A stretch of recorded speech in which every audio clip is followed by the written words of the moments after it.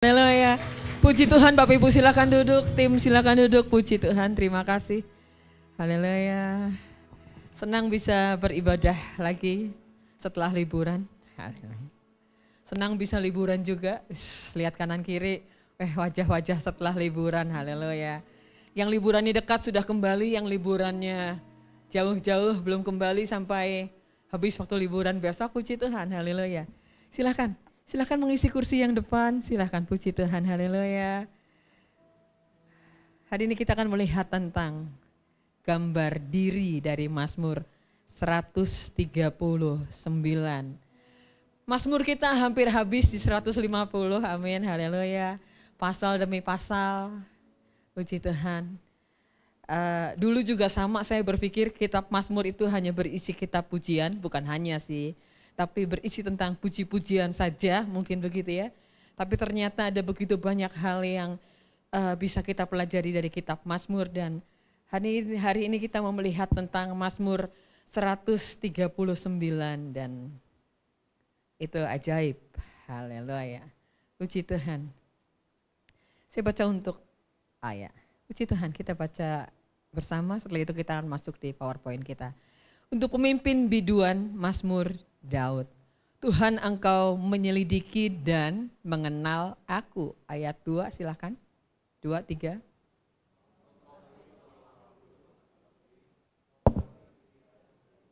Engkau memeriksa aku kalau aku berjalan dan berbaring.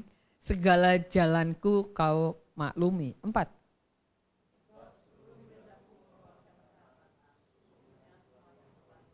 Baik, sampai di sini. Boleh? Baik. Gambar diri itu bicara tentang penilaian seseorang terhadap dirinya sendiri. Ya, kira-kira seperti itu. Gambar diri itu adalah pandangan bagaimana seseorang memandang dirinya sendiri. Itu adalah gambar diri. Dan gambar diri itu dipengaruhi oleh pemikirannya sendiri. Gambar diri juga dipengaruhi oleh perkataan orang lain, terutama orang-orang terdekat dari orang tersebut. Gambar diri juga dipengaruhi oleh lingkungan yang membentuk seseorang. Kalau ditanya kapan seorang mulai punya gambar diri, menurut saya, karena tidak ditulis dalam Alkitab, maka menurut saya kebenaran firman itu mutlak, tapi hal-hal yang lain itu penafsiran ya. Menurut saya sejak seorang anak kecil mulai berpikir, maka gambar diri sudah terbentuk. Pandangan dia tentang dirinya sendiri, penilaian dia bagaimana menilai dirinya sendiri, itu sudah mulai, terima kasih, terbentuk. Iya, ini adalah tentang gambar diri. Dan gambar diri ada dalam Mazmur 139. Ada ayat-ayat yang lain pastinya. Tapi di Mazmur juga kita bisa melihat apa yang Tuhan ajarkan tentang gambar diri. Kapan gambar diri dimulai? Sejak seorang anak bisa berpikir. Dia bisa mulai memikirkan tentang dirinya sendiri. Dia bisa membuat penilaian tentang dirinya sendiri. Dia juga bisa membandingkan dirinya dengan orang lain. Begitu ya. Apa yang dikatakan oleh orang tuanya mempengaruhi sangat, itu pasti pandangannya tentang dirinya sendiri. Bahkan apa yang dikatakan oleh teman-teman mainnya itu bisa mempengaruhi dirinya sendiri, gambaran tentang dirinya sendiri. Saya pernah mendengar satu keluarga yang membeli kendaraan karena anaknya yang masih kecil, mungkin umur 3 tahun, bilang bahwa mobil omnya lebih bagus daripada mobil papanya. Gitu ya. Dan bisa seorang anak kecil mempengaruhi keputusan pembelian kendaraan dari sebuah keluarga. Maka kalau kita bicara tentang family restoration, visi yang Tuhan taruhkan untuk 2025, family restoration adalah pemulihan keluarga. Dan kalau kita bicara tentang family restoration, maka kita juga harus bicara tentang gambar diri, pemulihan gambar diri dari setiap anggota keluarga. Katakan amin. Haleluya. Sejak seorang anak laki-laki, anak wanita Nah, perempuan bisa berpikir tentang dirinya sendiri, maka sesungguhnya pembentukan gambar diri itu sudah dimulai. Dan gambar diri makin terbentuk ketika ada konfirmasi dari lingkungannya, dari teman-temannya, dari dirinya sendiri, itu semakin menguatkan pandangan dia tentang dirinya sendiri. Dan tidak mudah mengubah gambar diri, kecuali firman yang mengubah. Katakan amin, haleluya. Tidak ada yang sebaik firman mengubah gambar diri seseorang. Tidak ada yang bisa mengubahkan hidup seseorang, pandangan dirinya selain firman yang mengubahkan. Boleh next dilanjut. Tahukah kita bahwa semua yang kita pikirkan tentang diri kita, Tuhan tahu. Amin Bapak Ibu, anak-anak muda. Tahukah kita bahwa apa yang kita pikirkan tentang diri kita, itu Tuhan tahu. Tuhan tahu persis. Apa yang kita pikir, apa yang Anda pikir, apa yang teman-teman muda pikir, apa yang setiap keluarga pikir tentang keluarga kita, tentang diri kita, gambaran kita tentang diri kita. Sesungguhnya Tuhan tahu semua apa yang kita pikirkan. Kenapa? Ayat-ayat menjelaskan, tolong Ci. Mazmur 133 halaman setelahnya, page setelahnya, ayat 2 berkata begini, Engkau mengetahui kalau aku duduk, Engkau mengetahui kalau aku berdiri. Engkau mengenal pikiranku bahkan dari jauh. Ini enggak masuk dalam pikiran kita. Itu sebabnya Daud menulis, betapa sulitnya pikiranmu bagiku. Betapa banyaknya pikiranku bagiku. Kalau aku menghitungnya itu lebih daripada pasir di laut. Lebih daripada bintang di langit. Bahkan kalau aku berhenti menghitungnya, Engkau masih bersama-sama dengan aku. Sulit untuk mengerti pikiran Tuhan. Bagaimana Tuhan mengerti pikiran Anda dari jauh? Bagaimana Tuhan mengerti apa yang saya pikirkan tadi malam? Bagaimana Tuhan mengerti apa yang Anda pikirkan sebelum Anda sampai di tempat ini? Tuhan berkata, Engkau mengetahui kalau aku duduk. Kalau aku berdiri sebaik-baiknya orang terdekat dengan teman-teman, dengan Anda. Tidak ada yang seperti Tuhan mengetahui, mari kita berdiri, mari kita duduk, begitu ya. Sejauh bisa kelihatan, ya Anda bisa melihat tadi siapa yang berdiri, siapa yang duduk, sekarang duduk semua kecuali saya berdiri. Tapi Tuhan, Dia berkata Dia tahu kita sedang duduk dan apa yang ada di pikiran kita waktu kita sedang duduk. Halo? Ketika kita berdiri, Tuhan tahu apa yang ada di pikiran kita. Ketika kita sedang mengangkat tangan, dan kita berpikir kok cuman aku yang angkat tangan, begitu ya. Atau ketika aku tidak mengangkat tangan dan aku berkata kok semua orang angkat tangan, emang kenapa gitu ya. Emang memuji harus mengangkat tangan. Tuhan tahu semua pikiran kita. Engkau mengenal pikiranku dari jauh, katakan amin, haleluya. Ayat 3 berkata demikian. Mari baca bersama 2, 3. Engkau memeriksa aku, kalau aku berjalan, kalau aku berbaring. Segala jalanku kau maklumi, lengkap. Kalau aku duduk, kalau aku berdiri, kalau aku berjalan, kalau aku berbaring, segala jalanku engkau ketahui. Apa yang kita pikirkan tentang diri kita? Apa yang teman-teman pikirkan tentang mengapa aku tidak lahir dalam keluarga yang demikian? Mengapa aku lahir dalam keluarga yang seperti ini?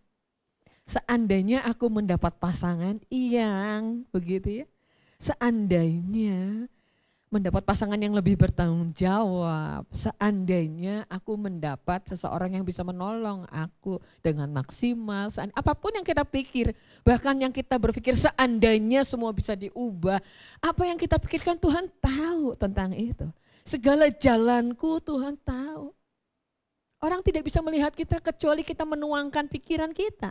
Kita menceritakan tentang pikiran kita, atau orang melihat apakah kita kelihatan panik, apakah kita kelihatan gugup, apakah kita kelihatan senang karena hari ini kita berulang tahun. Selamat ulang tahun Pak, haleluya. Selamat ulang tahun juga Pak. Bulan April banyak berulang tahun, bulan Maret juga banyak yang berulang tahun. Puji Tuhan. Tuhan tahu apa yang kita pikirkan. Ayat 4 berkata demikian. Yang pria boleh baca ayat 4, 2, 3.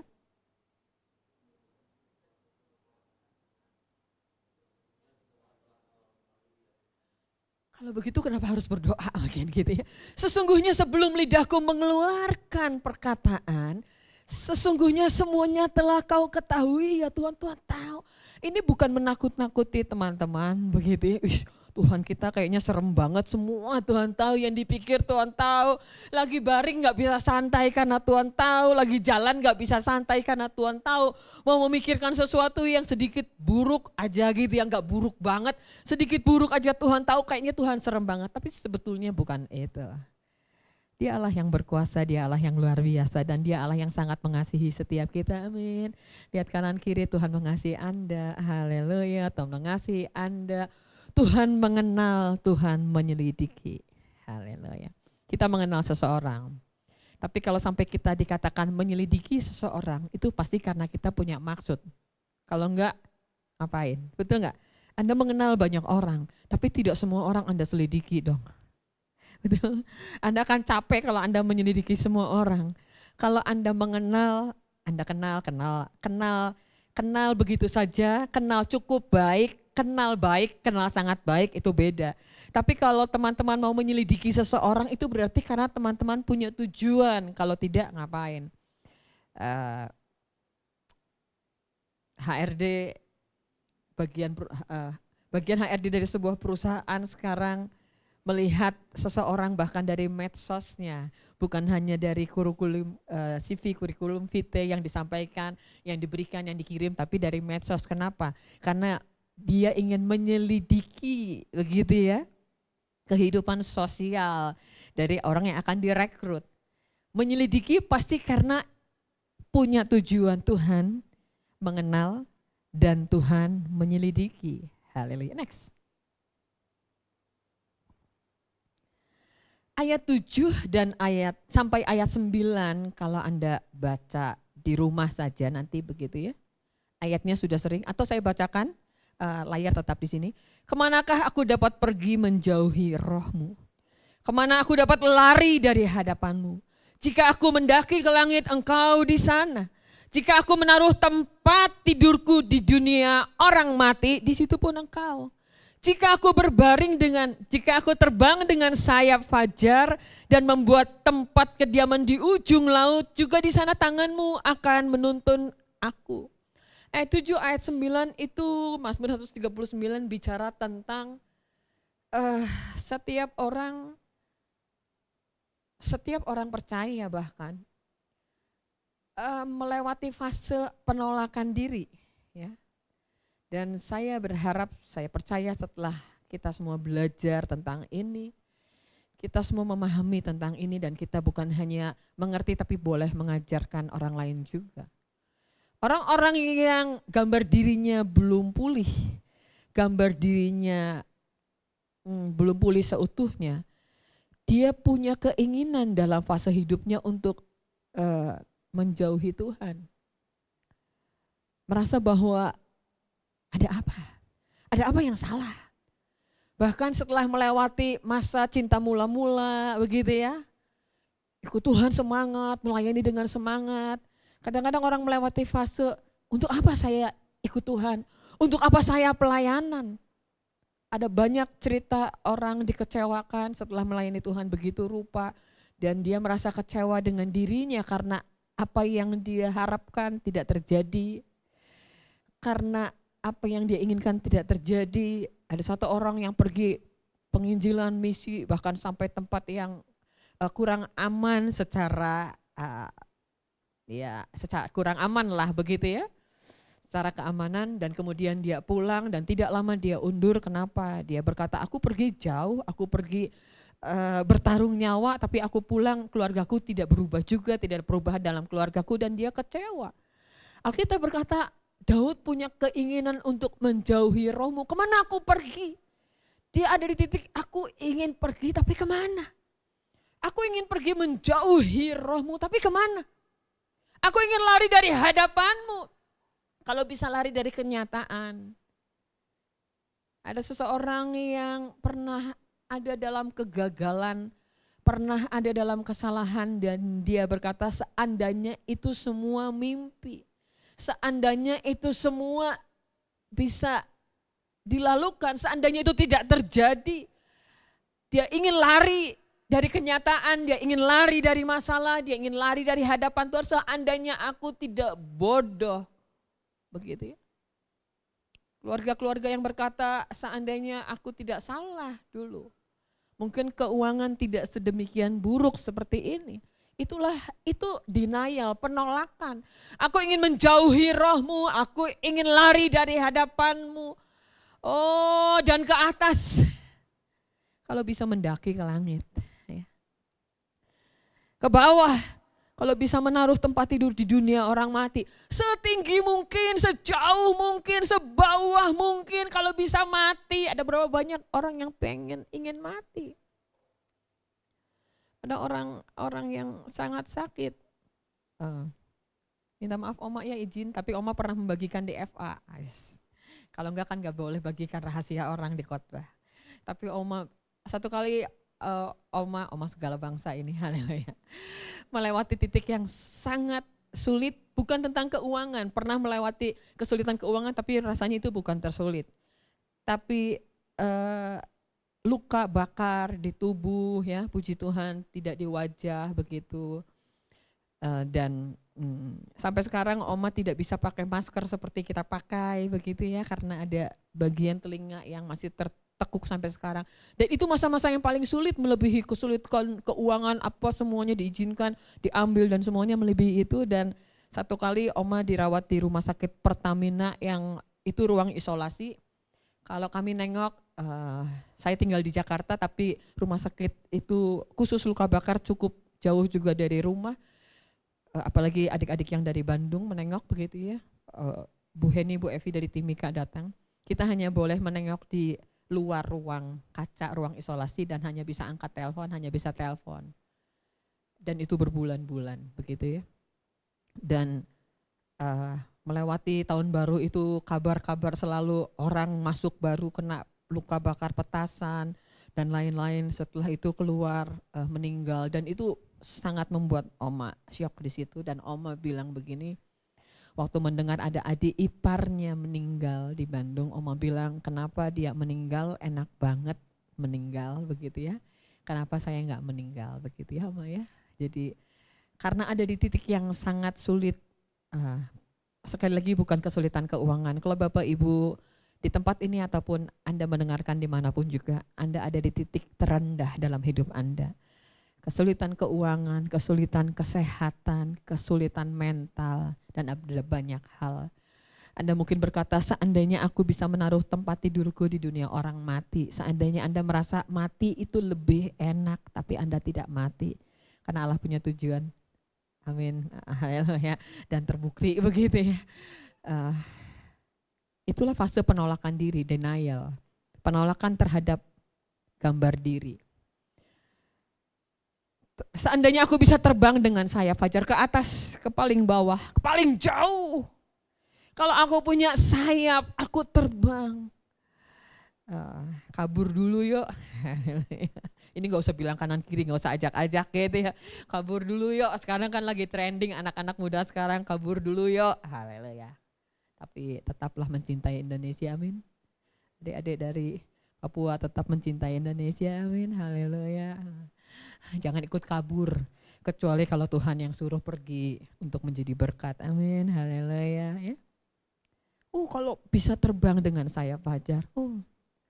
Ada orang yang ingin cepat menikah, kenapa? Karena dia ingin cepat lepas dari keluarganya, dari orang tuanya. Ada begitu ya. Ada kisah-kisah seperti ini. Kenapa? Karena gak tahan banget gitu ya dengan kehidupan keluarganya. Itu fase-fase penolakan diri, dan Daud tahu. Seandainya aku bisa membuat tempat kediaman di ujung laut, udah laut itu Anda lihat ujungnya aja jauh.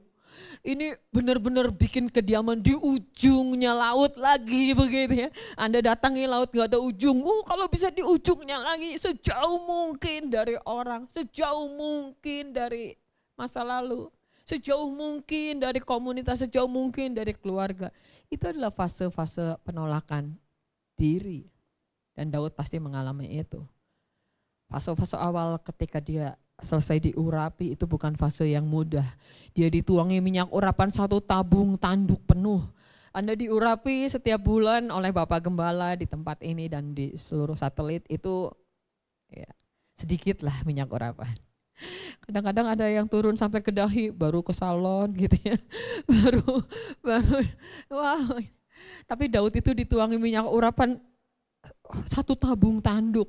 Dan semua orang tahu wanginya dia, harumnya minyak urapan yang dibuat pada waktu itu basah semuanya. Dan setelah itu dia nggak jadi apa-apa, dia menunggu belasan tahun sampai dia menjadi raja yang sesungguhnya. Awal-awal dia dituangi minyak urapan dengan begitu banyak pergumulan, dia kayak jadi raja-rajaan, mungkin raja ketoprak mungkin. Wow, dia menunggu belasan tahun sampai dia menjadi raja sesungguhnya dan itu pun tidak mudah. Fase-fase dia ditolak oleh anak kandungnya sendiri dan itu tidak mudah. Next. Berikutnya, keputusasaan. Ayat 11 saya baca. Jika aku berkata biarlah kegelapan saja melingkupi aku. Dan terang sekelilingku menjadi malam supaya enggak lihat apa-apa. Ada orang berkata, aduh kalau bisa enggak lihat apa-apa. Kalau bisa bahkan enggak lihat wajahnya sendiri di kaca begitu ya. Kalau bisa pergi liburan dan pulang oplas. Haleluya. Tapi kalau seminggu nggak mungkin lah. Kalau di Koreanya seminggu nggak mungkin oplas tuh gitu ya. Kalau aku berkata biarlah kegelapan saja melingkupi aku dan terang sekelilingku jadi gelap. Oh biar semuanya jadi gelap, biar nggak bangun lagi. Ada orang yang berpikir kalau tidur dan nggak bangun lagi, tenang. Nanti Anda tidur dan satu kali pasti bangun tidak di tempat tidur Anda. Bangun sudah ada di Firdaus. Tapi pada waktunya, haleluya, jangan minta sebelum waktunya. Kalau Anda tidur dan Anda bangun masih ada di tempat tidur Anda, itu berarti waktunya memberikan buah bagi pekerjaan Tuhan. Amin, haleluya. Jika kegelapan melingkupi aku, biarlah kegelapan melingkupi aku dan terang sekelilingku menjadi gelap. Itu bicara tentang orang yang putus asa. Kalau Anda melihat ada orang yang putus asa, jangan diabaikan. Ada satu keluarga yang punya silsilah bunuh diri dan anak muda ini cerita kepada saya, satu wanita muda belum menikah, dia bilang tantenya bunuh diri, omnya bunuh diri dari sisi sana, satu sisi sini dan itu bu, itu rumah tempat bunuh diri begitu dan itu rumah menjadi serem. Ya saya bilang, ya kita doa buat kamu supaya roh bunuh diri itu putus tidak sampai kepada kamu. Ada orang yang begitu mudah depresi. Dan kita harus layani mereka, tangani mereka, tidak diabaikan, keluarga terdekat harus aware ya, tidak diabaikan begitu saja. Kalau ada orang diem, memang aslinya diem, ya no problem. Tapi kalau ada orang yang tiba-tiba menjadi pendiam, tiba-tiba gak mau cerita apa-apa sama sekali gitu ya, tiba-tiba tertutup, tiba-tiba menjadi orang lain, maka harus ada orang yang bisa mendekati, melayani. Dan kalau Anda diberi kesempatan itu luar biasa, katakan amin, haleluya. Karena orang-orang putus asa berkata biarlah kegelapan melingkupi aku, biarlah terang jadi gelap, biar semuanya gelap. Next, itu ayat 11. Imago Dei ini bicara tentang gambar diri, amin. Imago Dei itu bicara tentang image-nya Tuhan. Dan jelas sekali gambar diri kita itu adalah segambar dengan Allah. Anda mungkin berkata apanya yang sama dengan Allah? Gambar apa yang sama dengan Allah? Kalau Anda melihat cermin maka Anda harus bisa membuat ayat-ayat ini, Roh Kudus pastinya minta Roh Kudus supaya menghidupkan ayat ini bagi Anda. Ketika Anda melihat cermin dan Anda ingin di cermin itu Anda melihat orang lain yang lebih tinggi, yang lebih berwarna, rambutnya mungkin ya, atau kulitnya begitu ya, yang lebih lurus atau yang lebih keriting, yang lebih apapun juga yang lebih. Maka Anda harus ingat ayat ini. Maka Allah menciptakan manusia itu menurut gambarnya, amin, menurut gambarnya. Yang ada di depan Anda, yang ada di cermin Anda. Itu adalah gambarnya Allah. Imago Dei, gambaran Allah. Katakan amin, haleluya. Lihat kanan kiri katakan gambaran Allah. Yes. Gambaran Allah, amin. Imago Dei. Loh Anda itu gambarannya Allah. Masa Allah kok kayak gini loh. Haleluya, betul gak? Oh, jangan lihat di cermin terus masa gambaran Allah kayak gini. Allah salah gambar ini. Yes. Kayak aku waktu belum les gambar ini gitu ya. Loh sembarangan Allah, Anda tuduh Allah salah gambar gitu ya. Loh, imago Dei. Itu bicara gambaran Allah. Dan minta Roh Kudus menghidupkan ayat ini. Supaya Anda bisa bersyukur sama Allah. Loh ini gambaran Allah. Hanya orang yang bersyukur yang akan bisa membangkitkan potensi dalam dirinya. Dan sesungguhnya setiap orang itu punya gambaran Allah karena diciptakan sesuai dengan gambaran Allah. Haleluya. Gambaran itu yang dirusak oleh si jahat. Anda diciptakan oleh Tuhan dengan gambaran Allah. Sesungguhnya Anda bukan orang malas. Amin. Haleluya. Betul gak? Wow, yang ada di depan saya, di cermin ini, orang yang rajin luar biasa. Tapi aku malesnya pol, kamar itu nggak tahu mana utara, selatan, barat, timurnya gitu ya. Gantungan baju itu buat gantung apa aja di situ. Loh, sesungguhnya yang diciptakan itu sesuai dengan gambaran Allah. Haleluya. Allah yang nggak bisa diem. Allah yang mengelola sedemikian besar Taman Eden sehingga 4 sungai besar bisa ada di tengahnya. Itu gak mungkin, rumah kecil, taman kecil gak mungkin begitu. Tapi imago Dei itu adalah gambaran Allah. Mari baca sekali lagi bersama-sama ayat di bawahnya. Maka Allah menciptakan manusia itu menurut gambarnya. Menurut gambar Allah diciptakannya dia. Laki-laki dan perempuan diciptakannya mereka. Kalau Anda laki-laki boleh angkat tangan yang laki-laki. Kalau Anda perempuan yang angkat, salah, kok saya mengangkat tangan. Yang perempuan boleh mengangkat tangan, haleluya. Dan tidak ada lady boy, oke. Maka kita berkata bahwa inilah laki-laki gambarannya Allah, amin. Yang perempuan berkata inilah perempuan gambarannya Allah, inilah wanitanya Allah. Tidak ada satupun yang kurang dari Anda. Ibu-ibu, haleluya. Bapak-bapak, amin. Anak muda, amin. Yes. Mungkin perselisihan rumah tangga, perselingkuhan, itu menjatuhkan harga diri dari pihak yang diselingkuhi. Karena biasanya wanita, maka saya ambil contoh pria, karena sekarang kan kesamaan hak dari semua gender. Pria dia yang diselingkuhi akan berkata, mungkin aku kurang gemuk, mungkin aku kurang kurus, mungkin aku kurang begitu ya sehingga istriku meninggalkan aku. Kurang kaya kali, bukan, enggak ya. Tapi Alkitab berkata tidak ada yang kurang. Haleluya. Imago Dei, begitulah Allah menciptakan laki-laki dan perempuan. Next, tolong dilanjut. Ayat 14 berkata, aku bersyukur, katakan bersyukur. Aku bersyukur, jangan sampai ada yang tidak bisa bersyukur. Aku bersyukur, haleluya, amin. Karena kejadianku dahsyat dan ajaib sekalipun. Setiap wanita rasanya bisa hamil dan enggak ada dahsyatnya. Tapi Alkitab berkata kejadianku dahsyat dan ajaib, amin. Sekalipun mungkin orang berkata, gampang aja kok untuk hamil. Gampang aja kok. Lagian siapa mau aku dilahirkan. Ada banyak hal seperti itu. Semua orang juga bisa kok lahir. Kalau Anda ada di ruangan ini dan Anda ada di bumi ini, itu berarti Anda dilahirkan. Anda pernah ada dalam rahim seorang ibu. Dan waktu Anda berkata kejadianku dahsyat dan ajaib, mungkin orang berpikir apa dahsyatnya? Apa ajaibnya?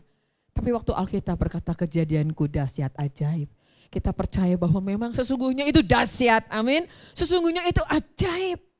Tidak ada kesalahan dengan bentukan yang Tuhan bentuk. Tidak ada kesalahan dengan Tuhan menaruh Anda dalam keluarga yang mana, yang bagaimana, dengan latar belakang seperti apa. Karena Alkitab berkata kejadianku itu dahsyat, kejadianku itu ajaib, amin, haleluya. Kalau Anda belum pernah merasakan ini, Anda lari ke ruang terbuka, Anda lari ke atas, Anda lari kemana dan Anda teriak, Tuhan terima kasih karena aku dahsyat. Tuhan terima kasih karena aku ajaib. Dan biarlah Roh Kudus akan menerangi setiap Anda. Untuk berkata bahwa memang dahsyat, memang ajaib. Next. Itu yang dikatakan oleh ayat 14. Dan ayat berikutnya mengatakan demikian, Tuhan membentuk buah pinggang. Itu bicara tentang gender. Jelas sekali gender. LGBT itu bukan, tidak bisa dianggap sebagai, ya sekarang kan zaman sudah berubah memang. Tapi kita harus tetap percaya kepada firman. Amin, haleluya. Orang berkata bahwa itu kelainan, itu kejiwaan, itu harus dimaklumi. Tidak ada yang salah dengan itu. Wanita dengan wanita, di tengahnya ada love, begitu ya. Sekarang ya bisa adopsi anak, bisa taruh sel telur dan sebagainya, ada bank sperma, enggak selalu harus menikah untuk bisa punya anak. Toh kenapa ada banyak orang yang akhirnya berhubungan dengan sesama gender? Karena mereka putus asa melihat bahwa orang-orang yang menikah dengan gender yang berbeda pun toh gagal. Ada banyak kegagalan pernikahan dengan orang yang berbeda gender. Kenapa tidak dengan kesamaan gender seperti itu kan? Entah itu pria atau wanita. Tapi Alkitab berkata Tuhan membentuk buah pinggang. Tidak ada kesalahan dan tidak ada keraguan-raguan dengan itu. Tidak ada bayang-bayang pria atau wanita. Katakan amin. Dan Anda pria harus bersyukur. Dan Anda wanita dan saya harus bersyukur. Amin. Ada orang berkata enak pria. Gak usah melahirkan. Betul gak? Ada yang berkata enak wanita, gak usah cari uang. Haleluya. Kalau pria kan wajib menafkahi keluarganya. Kalau wanita hukumnya tidak wajib. Wanita mau bekerja boleh, tapi tugas utamanya adalah merawat rumah tangga, memberikan kenyamanan bagi rumah tangga. Jadi yang pria berkata enak wanita, kalau pria biar sebel sama bos, biar gitu ya, udah mau keluar kerjaan dari kapan tetap nggak bisa keluar karena tanggung jawab. Kalau wanita mau keluar kerja keluar aja, kira-kira begitu. Pria dan wanita itu gender yang sangat jelas. Katakan amin, haleluya. Bersyukur Anda menjadi pria. Yang pria berkata amin. Bersyukur menjadi wanita, yang wanita berkata amin. Yes, haleluya. Tuhan menenun aku dalam kandungan ibuku. Lo dirajut loh. Ditenun loh, emang gampang gitu aja gitu ya. Nanti juga besar sendiri. Wih, loh detak jantung. Belum lama ini ada ibu hamil sudah sangat senang sekali karena anak pertama umur 11, anak kedua umur 9 sekitar itu. Dan waktu tahu ibunya hamil lagi, senang sekali, dipeluk sampai nangis. Mami mau punya baby lagi, aku punya dede, senang sekali. Kemudian setelah 3 bulan, setelah cukup besar, kelihatan di gereja juga sebelum ibadah, tumben begitu ya. Ibu ini minta saya ke ruangan, GC, bu, udah gak ada bu babynya. Saya bilang puji Tuhan. Kamu sudah cek dokter lain? Iya bu, saya diminta tunggu 2 minggu. Ternyata jantungnya tidak berdetak lagi. Loh kata siapa perkara gampang? Anda ajaib lah, Anda dahsyat lah kejadiannya. Betul enggak? Loh itu baby sudah 3 bulan, sudah kelihatan, orang-orang sudah tahu. Tapi enggak ada yang salah dengan itu, kenapa harus malu begitu ya? Enggak apa-apa. Jadi gimana iya bu, doakan besok akan masuk ke rumah sakit dan lain-lain begitu ya. Dan dia bilang anaknya peluk dia, nangis lagi. Dia bilang mami gak apa-apa, aku sama dede aja jadi anak mami. Kalau Tuhan gak kasih lagi gak apa-apa. Loh Tuhan itu menenun Anda dari dalam kandungan. Ditenun, bukan dicetak. Cetakannya sama. Loh. Anak-anak kami sempat berempat itu di sekolah yang sama lah.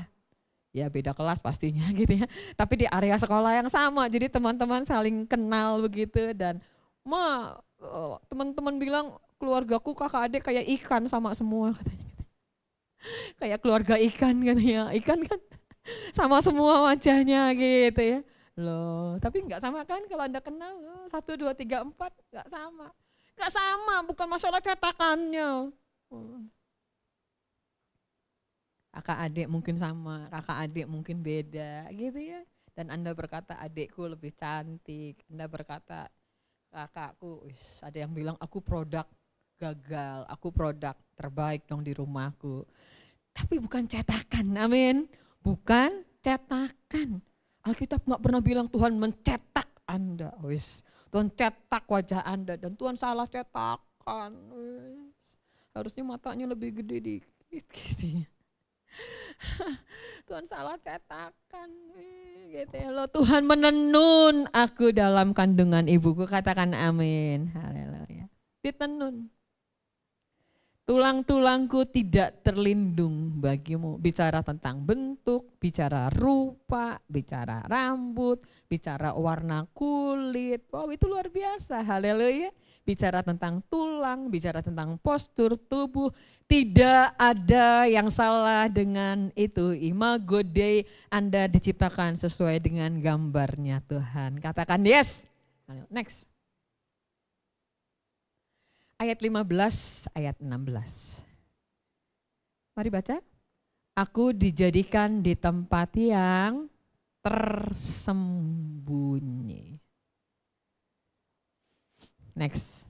Aku direkam di bagian bumi yang paling dalam. Loh.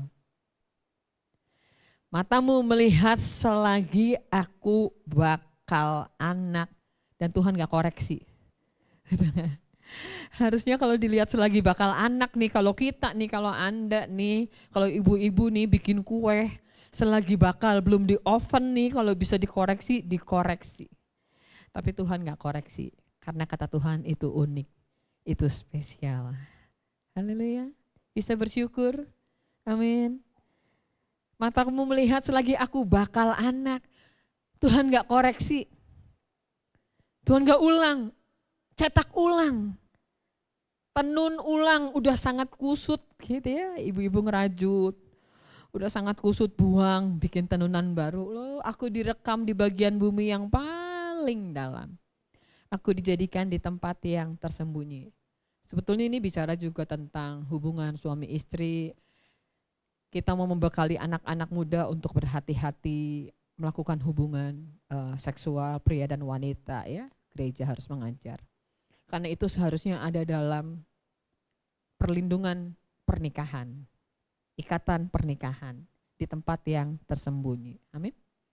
Unik, spesial, dan tidak ada kesalahan.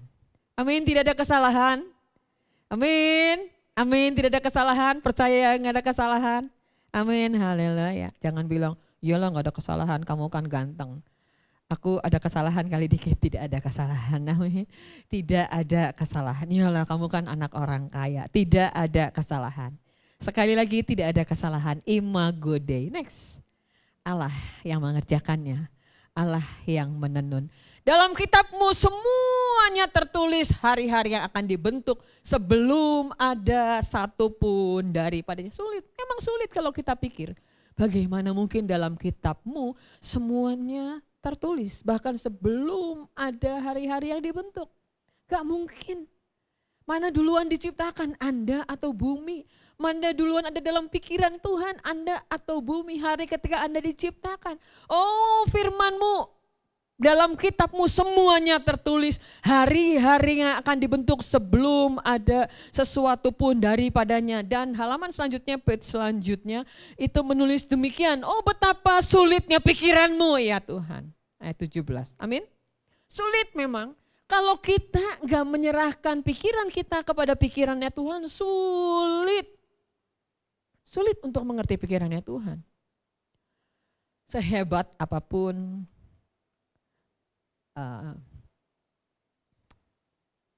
lulusan-lulusan teologi pun begitu ya.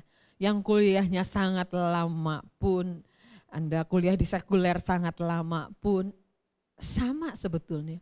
Betapa sulitnya pikiran Allah. Yang setuju katakan amin ya.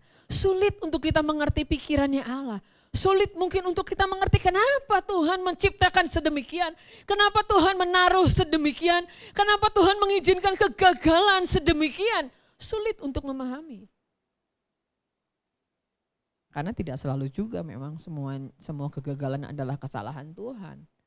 Kalau penciptaan, iya tidak ada yang salah begitu. Sulit untuk mengerti pikirannya Tuhan. Bahkan kalau aku mencoba menghitungnya, berikutnya, itu enggak mungkin. Itu lebih banyak daripada pasir. Kalau aku mau menghitung, aku mencoba mengerti pikiran Tuhan, selalu ada yang enggak bisa dimengerti. Seberapa lama pun Anda mengikut Tuhan, Tuhan enggak bisa diukur dengan pikiran Anda. Amin. Betul? Seberapa lama pun orang mengikut Tuhan, 1 tahun, 10 tahun, 20, 30, melayani Tuhan 40 tahun. Itu sebabnya kenapa ya di pelayanan? Pelayanan itu adalah tempat di mana Anda diproses, dibentuk. Gitu ya. Pelayanan.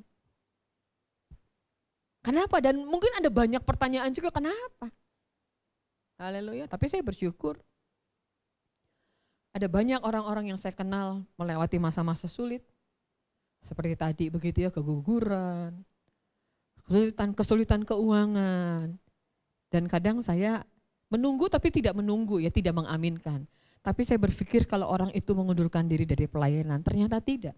Dalam kesulitan dia semangat begitu. Jadwal tidak minta diganti, tidak minta diundur, enggak minta ditukar. Orang-orang yang mencoba mengatasi kesulitannya, orang-orang yang coba berusaha sekalipun, ya begitu ya. Dalam tangisan mungkin, dalam enggak mengerti mungkin kenapa Tuhan izinkan terjadi. Oh kenapa? Karena kalau aku mau hitung pikiran Tuhan, itu lebih banyak dari pasir. Next. Jika aku berhenti masih saja aku bersama-sama engkau. Lanjut. Kita cepat di sini untuk direnungkan. Yang pertama, sudah cukup bersyukur atau kurang bersyukur? Anda jawab ya. Sudah cukup bersyukur atau kurang bersyukur? Sudah cukup bersyukur atau masih seandainya? Haleluya. Sudah menerima diri atau masih ingin menjadi orang lain? Lebih tinggi sedikit lagi aja. Bisalah jadi pramugari. Haleluya. Lebih ketinggian gitu ya. Ada kan yang ketinggian juga jadi susah dapat pasangan. Misal, gitu ya. Kalau wanitanya lebih tinggi gimana Bu? Ya kalau itu dari Tuhan kenapa? Gitu ya. Terus kebesaran, kekurusan, apalah semuanya. Sudah cukup menerima diri atau masih ingin menjadi orang lain? Itu untuk direnungkan. Mau percaya kepada Tuhan, imago Dei bahwa kita diciptakan sesuai dengan gambarannya Tuhan, atau masih sulit untuk percaya? Itu pertanyaan untuk direnungkan. Silahkan lanjut Ben, tolong. Self acceptance, penerimaan diri.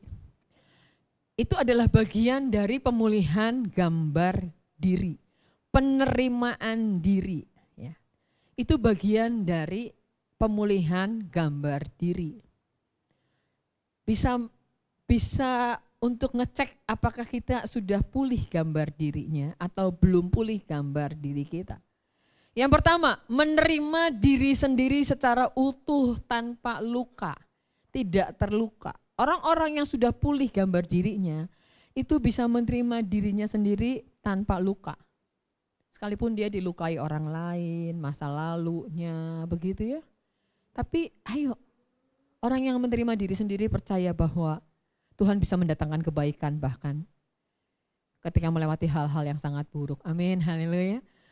Orang yang bisa menerima dirinya sendiri, berdamai dengan masa lalunya, tidak luka, itu bagian dari pemulihan gambar diri. Disakiti oleh orang terdekat, disakiti oleh orang yang ditolong, disakiti oleh orang yang tinggal bersama, ditolong oleh keluarga, begitu ya. Disakiti oleh orang-orang yang paling dekat itu memang paling menyakitkan.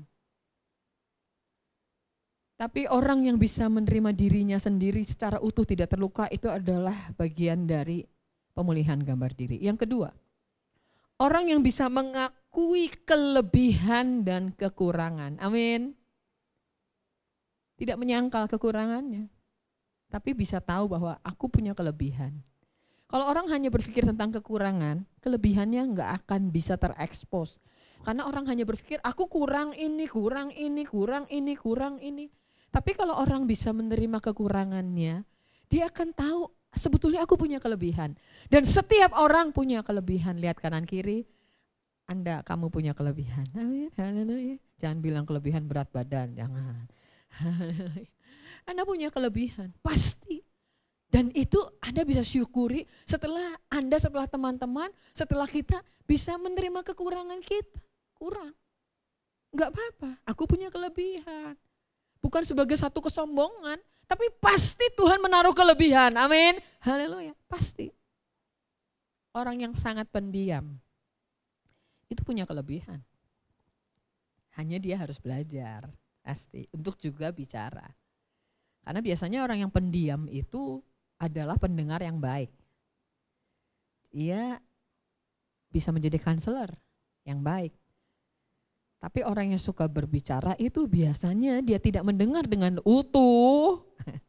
Dia menjawab sebelum dia mendengar, sebelum dia tahu sebetulnya masalahnya apa, dia sudah mengeluarkan perkataannya. Tapi orang yang suka bicara juga punya kelebihan. Dia bisa menjadi penggembira, gitu ya. Dari bawah dia udah teriak-teriak. Haleluya. Dia nggak bisa membiarkan ruangan sepi, dan selalu ada kan orang-orang yang seperti itu, dan itu dibutuhkan. Ada yang diam, ada yang sangat hangat, dan setiap orang belajar. Yang sangat hangat, yang punya stok bicara banyak, dia bisa belajar untuk mendengar. Ada waktunya dia diam, yang diam ada waktunya dia bicara, jangan diam terus, ada apa sih? Enggak. Kenapa sih? Enggak, gitu ya. Ada masalah apa? Enggak, gitu ya. Mengakui kelebihan dan mengakui kekurangan sebagai bagian dari keunikan. Amin. Haleluya. Sebagai bagian dari keunikan. Lihat kanan kiri, Anda unik, Anda unik. Ayo katakan, Anda unik, Anda unik, Anda unik. Haleluya. Anda unik loh. Anda unik dengan semua kelebihan, dengan kekurangannya ada. Kalau belum menikah, ya, konseling pernikahan di tempat ini 4 bulan. Begitu ya, 4 bulan konseling terus Bu? Enggak lah gitu ya. Tapi dalam waktu 4 bulan kan, Hamin 4 bulan formulir harus sudah dimasukkan. Coba mau daftar duluan. Setelah itu ada konseling 6 kali ya. Bisa di skip enggak Bu? Kadang-kadang Bu bisa Zoom enggak? Ya Zoom itu kalau suaminya di Korea, yang saya cerita waktu itu ya, istrinya di Indonesia di Pontianak, sekarang mereka sudah di Korea, ya bolehlah Zoom begitu ya, kalau ada ya jangan Zoom. Calon suami istri, sebutkan kekurangan pasangan, gak ada, wih gitu ya. Gak ada loh kalau belum menikah, apalagi kalau pacarannya baru sebentar banget, iyalah. Sebutkan kelebihan pasangan, banyak sekali, murah hati, suka traktir, bayar duluan, uangnya banyak, loh kok uang semua gitu ya. Wah begitu ya, gue rela berkorban, mau duduk di lantai, aku gitu, banyak banget kelebihannya, kekurangannya gak ada. Setelah menikah nanti konseling lagi berantem. Dikasih kertas, sebutkan kelebihan, satu juga gak ada. Masa gak ada? Gak ada. Itu menguap semua kelebihan yang dulu gitu ya. Kurangnya banyak banget, 1 halaman kurang Bu kertasnya. Karena kekurangannya sangat banyak. Mencet odol sembarangan, itu kekurangan gitu ya. Naruh kos kaki dilempar, 1 biru 1 hitam di mana-mana gitu ya. Gantungan itu baju kotor sama baju bersih disatuin semua. Itu gantungan anduk itu sama gantungan baju yang baru dipakai digantung di tempat yang sama. Banyak banget sampai kekurangannya. Kalau makan gak habis atau habis. Kalau beli martabak dibawa ke kamar, kekurangannya banyak banget gitu ya. Kalau ini haleluya. Tapi kelebihan dan kekurangan itu adalah bagian dari keunikan. Amin. Haleluya. Orang yang gambar dirinya pulih itu percaya diri. Kalau jalan percaya diri. Enggak ya. Tapi dia menjadi orang yang berenergi karena dia percaya diri. Dengan semua kekurangannya enggak apa-apa. Pasti ada kelebihannya, pasti ada yang bisa dikerjakan. Kayaknya aku orang yang paling enggak berguna kata siapa. Betul enggak? Dalam satu keluarga kayaknya aku yang useless, enggak ada gunanya kata siapa. Orang yang gambar dirinya pulih itu orang yang percaya diri, katakan percaya diri. Percaya diri. Percaya diri bukan karena kehebatannya sendiri, tapi percaya diri karena dia tahu imago Dei segambar dan serupa dengan Allah. Katakan amin. Haleluya, percaya diri. Enggak ganteng-ganteng amat, enggak apa-apa, tetap cakep kok. Haleluya. Enggak cantik-cantik amat, manis kok. Enggak usah digulain, sekarang lagi ada gerakan tanpa gula. Haleluya. Kopi pahit itu enaknya apa sih? Apa Ben? Gerakan kopi hitam semua sudah berapa waktu ini di rumah. Wih, mulai dari anak-anak, papa kenapa sih kopi harus pakai UHT? Gak nyebut merek ya, enggak ya. UHT masih mending, SKM. Itu bukan susu juga, enggak nyebut merek kan. Kan SKM seluruhnya. Ganti UHT, kenapa kopi hitam enak-enak? Harus pakai UHT, harus bisa menikmati kopi. Akhirnya sudah berapa bulan papanya berhasil minum kopi hitam. Sampai bulan lalu papanya tanya, kopi hitam sebetulnya enaknya apa sih? Enaknya untuk diceritain sih bahwa kopinya sudah hitam. Haleluya, enggak enak sih. Tapi mari kita hidup lebih sehat. Amin. Haleluya. Yes. Menghitung langkah setiap hari, Anda bergerak berapa langkah. Ibu-ibu bilang udah tiap hari ke dapur, ke jemuran, ke tukang sayur. Ternyata langkahnya masih kurang. Apa tadi? Percaya diri, berenergi. Amin. Orang yang gambar dirinya pulih itu percaya diri. Berenergi. Gak usah beli baju mahal. Kalau nggak ada. Kalau ada beli ya mahal-mahal. Nggak apa-apa. Kalau Anda... Kita nggak usah ngejudge orang ya. Orang percaya diri karena penampilannya. Kalau dia sudah melakukan semua kewajibannya dengan keuangannya, semuanya dia sudah penuhi termasuk menolong orang susah. Gak apa-apa dia mau percaya diri dengan harga sekian. Tapi kalau secukupnya, semampunya, tetap percaya diri dengan apa yang kita pakai. Bukan itu harga kita seharga darah Yesus, imago Dei. Amin, haleluya. Tidak usah menjadi seperti orang lain. Orang-orang yang gambar dirinya dipulihkan itu memiliki keseimbangan emosi. Enggak gampang depresi, enggak gampang stres, enggak gampang cemas, santai. Lebih santai. Kenapa? Gambar dirinya dipulihkan. Tapi juga enggak santai-santai amat sampai enggak melakukan sesuatu gini. Karena berpikir tidak stres, tidak cemas, positif, tidak menghakimi. Masalah tidak menghakimi ini ada dua, ke dalam maupun keluar. Orang-orang yang gambar dirinya pulih itu tidak mudah menghakimi dirinya sendiri. Mungkin tidak selalu benar, kadang-kadang ya lupa doa. Ya udahlah lupa doa ya doa. Jangan lupa doa terus nggak pelayanan, kenapa? Karena tadi malam nggak doa gitu ya.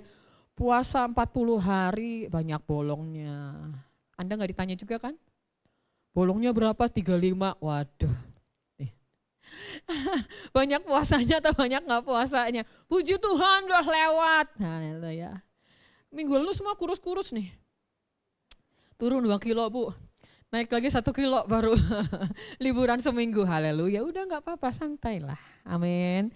Orang yang gambar dirinya dipulihkan itu tidak mudah menghakimi dirinya sendiri. Tidak mudah juga menghakimi orang lain. Jangan punya mata elang untuk menghakimi orang gitu ya. Cepat sekali ada orang yang cepat sekali menilai kesalahan orang. Ini salah ini, salah ini, salah ini, salah ini. Wah, no. Orang yang punya kecenderungan melukai orang lain. Itu sebetulnya adalah orang yang terluka dan belum selesai. Saya ulang ya, orang yang terluka itu biasanya akan melukai orang lain. Orang yang berkata kasar itu biasanya belum selesai dengan gambar dirinya. Orang yang sombong itu orang yang juga belum selesai dengan harga dirinya. Perlu pengakuan dari orang lain. Aku itu ya, gitu ya. Aku begini, aku bisa ini, aku bisa ini, aku bisa ini. Puji Tuhan.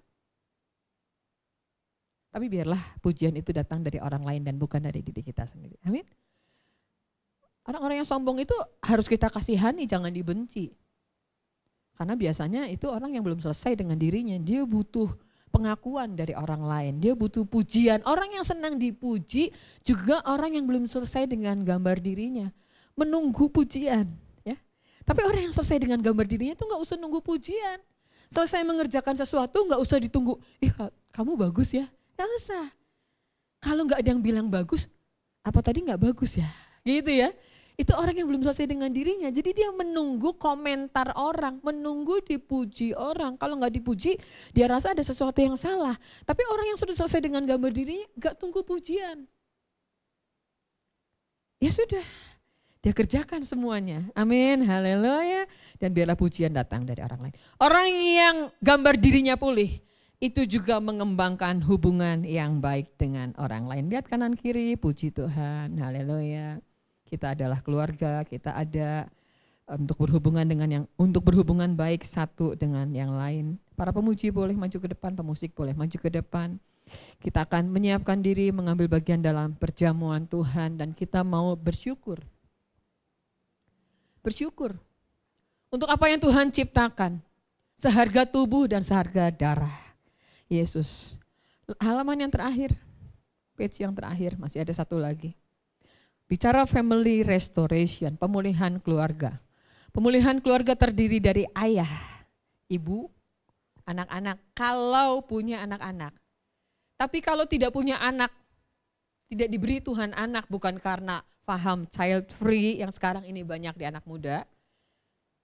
Itu tetaplah keluarga yang utuh. Jangan rusak gambar diri juga kalau ada keluarga yang tidak diberi anak oleh Tuhan. Tidak ada yang kurang dengan itu. Amin. Family restoration terjadi bila ayah gambar dirinya utuh, ibu gambar dirinya utuh, anak-anak gambar dirinya utuh. Pria dan wanita yang menikah, yang mau menikah, harusnya pria dan wanita yang gambar diri utuh dan gambar diri utuh. Bukan 50% dan 50% dan berkata, kalau menikah nanti jadi 100%. Impossible, gak mungkin. Orang yang gambar dirinya belum utuh jangan menikah. Kalau gitu sampai kapan Bu? Haleluya.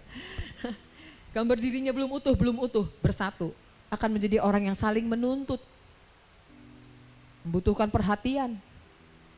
Gampang terluka, sensitif. Gak dibilang pasangannya selamat pagi aja, kenapa sih mimpi buruk ya? Gitu ya. Harus selamat pagi sayang, waduh gitu ya. Betul gak? Harus dipuji. Hanya orang yang utuh, yang gambar dirinya pulih. Dan gambar dirinya pulih. Family restoration pasti terjadi. Memiliki gambar diri yang telah dipulihkan. Bersyukur, amin. Kejadianku dahsyat, ajaib. Menerima diri, aku dibentuk di bagian bumi yang paling dalam. Aku ditenun sama Tuhan. Tulang-tulangku tidak tersembunyi. Semua postur, semua bagian tubuh, semuanya baik. Menerima diri, tidak lari dari kenyataan. Mau lari kemana menjauhi rohmu, lari kemana? Ke dunia orang mati, ke atas, kegelapan dan semuanya. Dan percaya. Firman itu memang terlalu sulit, terlalu banyak, terlalu besar, terlalu dalam.